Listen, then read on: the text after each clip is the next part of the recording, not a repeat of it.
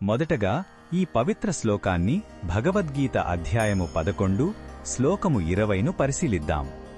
ఈ విశ్వరూప సందర్శన యోగంలో అర్జునుడు శ్రీకృష్ణుని అద్భుత భయంకర రూపాన్ని చూసి తన అనుభూతిని వివరిస్తున్నాడు.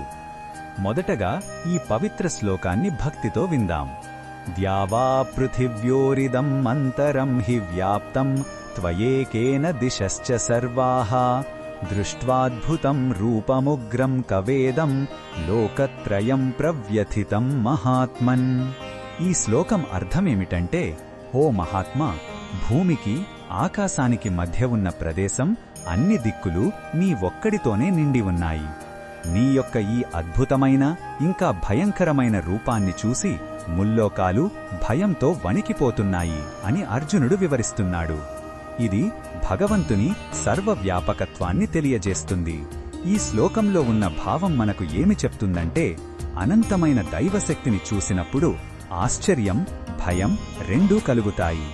మన పరిమితమైన ఉనికికి భగవంతుని అనంతమైన శక్తికి ఉన్న వ్యత్యాసాన్ని ఇది చూపిస్తుంది. ఆ రూపం ఎంత అద్భుతమో అంత ఉగ్రంగా కూడా ఉందని అర్జునుడు గ్రహించాడు. ఆ శక్తి మనల్ని కాపాడగలదు, అలాగే లయం చెయ్యగలదు.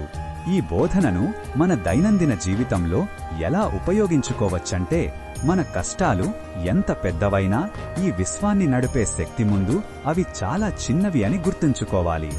ప్రకృతిలో మరియు మన చుట్టూ ఉన్న ప్రతి దానిలో భగవంతుని శక్తిని చూస్తే మన అహం తగ్గి వినయం కలుగుతుంది.